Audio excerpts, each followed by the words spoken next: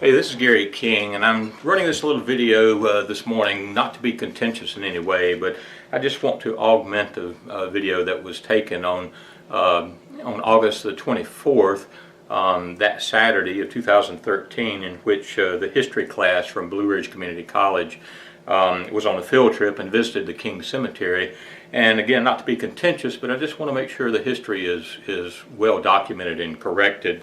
This is a journal that a dear cousin of mine, Gerald Jackson, gave to me, copies of which. This journal he actually started back in 1979.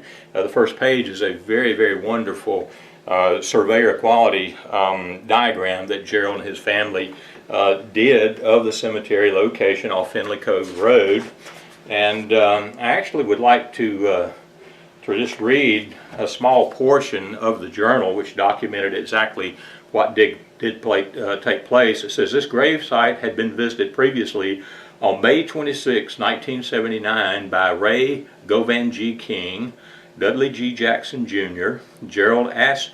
Jackson, all descendants of Samuel King, and Mr. Hicks Summy.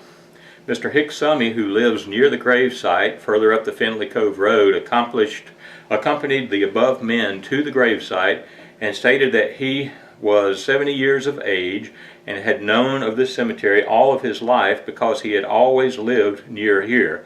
Mr. Summy said that the grave site had been called the Old Preacher King Cemetery.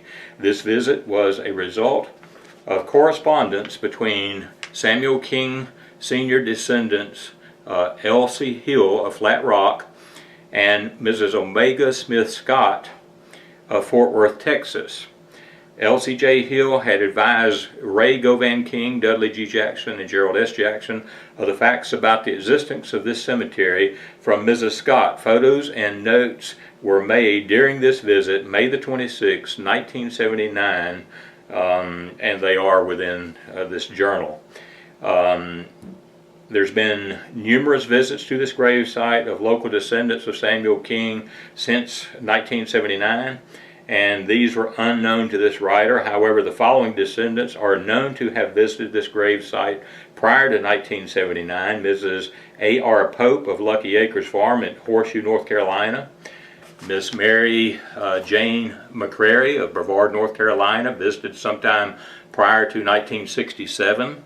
And Mrs. Angela Givens Taylor of Andalusia, Alabama, visited twice around 1958 and accompanied by Mrs. Al Britton and others. It should be noted that Mrs. Mary Jane McCrary of Brevard and Mrs. Ganklin Givens Taylor of Alabama are members of the Daughters of the American Revolution based on service by Samuel King Sr. And Gerald again just did an excellent job of documenting the cemetery, the facts of the cemetery, a map of how to get to the cemetery from Hendersonville. But perhaps the most wonderful thing about this journal, it also does include letters between attorneys. The family's attorney was Mr. Francis Coiner. He represented the King family in trying to defend the cemetery, preserve the cemetery. The owner at the time was Mr. William Wall, and Mr. Wall actually wanted the family to move the graves, move the entire cemetery, grave by grave, so that he could develop the land. And of course that was not an option for the King family. And so there was this negotiation process that went on for several years between the King family attorney and the attorney, Mr. Whitmire, who was representing Mr. Wall, and that was long before Pete Green purchased the cemetery. I do have other letters from the attorneys. This particular photo is of Dudley Jackson, D.G. Jackson, Jr. at the King Cemetery with the original Samuel King headstone, which was broken in half by vandals. That stone was later taken by members of the King family for preservation it was too historically significant to allow it to just stay there and be vandalized. The Preacher King headstone had already been stolen. But just some wonderfully documented photographs, 35 millimeter photographs that Gerald took during these visits and created this handwritten but still very, very nice journal to document the finding of the King Cemetery and the history of the King Cemetery. I was flipping through here. Here's a letter. This is from the King attorney, Francis Conyer, to Mr. Boyce A. Whitmire. And just again, just negotiating, just trying to get an answer from Mr. Wall through his attorney as to exactly what his intentions were.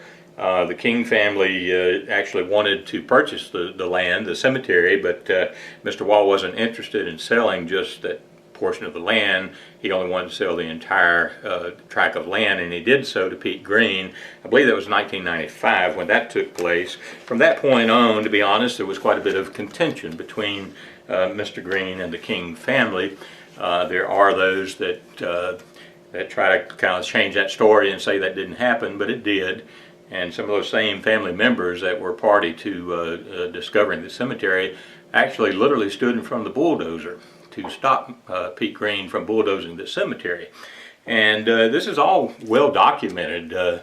It's not creating history. What I'm trying to do is stop those who are trying to rewrite history. This was in the newspaper. There was quite several nice articles about the King family trying to preserve their cemetery, and I'm told WLOS actually ran a nice video report in support of the King family and trying to stop a developer from bulldozing an historical cemetery. And of course, with that bad publicity, Mr. Green did back off and in fact did actually deed the property over to the King family, a couple of lots there, which that was very nice of him to do, but he was somewhat backed in a corner, didn't have too much of a choice at that point in light of the legalities of the issue. I want to just jump up now and move the camera over and just point out a couple of other issues here, facts.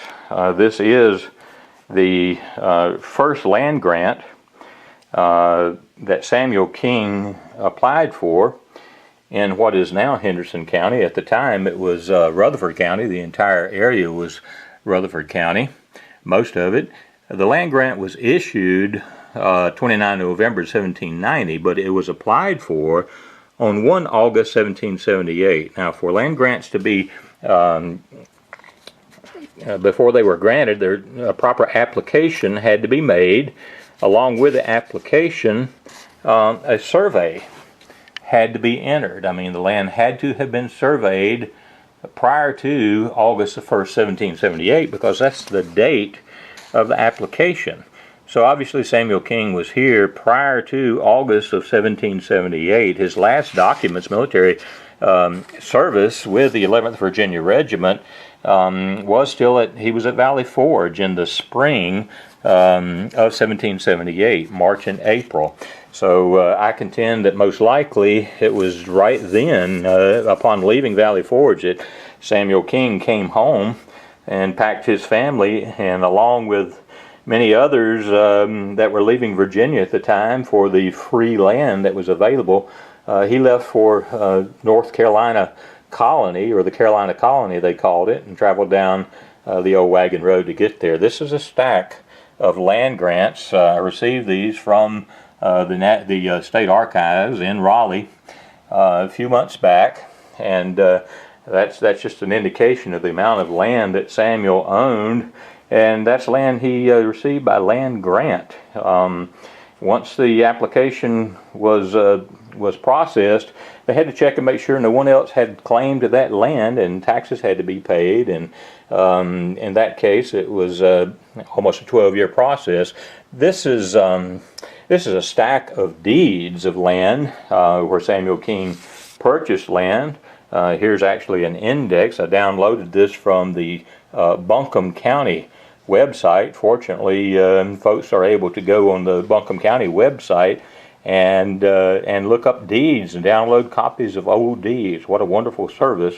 And as you see, I mean, there's just pages and pages and pages of deeds. And but this particular one I found very, very interesting.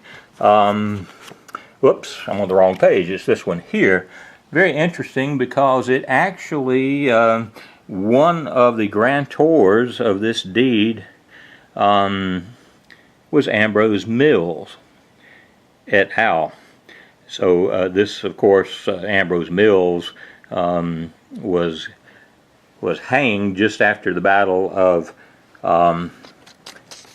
of King's Mountain, and so this would have been his children selling land to Samuel King that had once belonged to Ambrose Mills.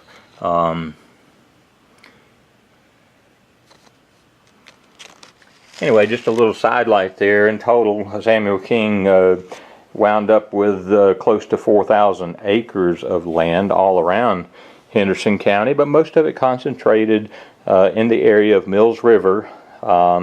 We know the bridge across the French Broad River for years, was called the King's Bridge, and I hope to be able to get that established once again. Now, his stepson was John Davenport, and the bridge across the Mills River on Highway 280, Boylston Highway there in Mills River, is named Davenport Bridge to this day.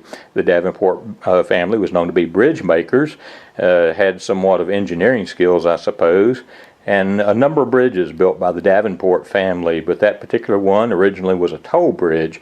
So I believe, again, that wouldn't have happened had John Davenport's stepfather not owned the land right in that area. There's quite a bit of land all through there. I'm told by folks at the Johnson Farm that the Samuel King Farm or King Plantation joined the Johnson Farm back in those days. Two very, very large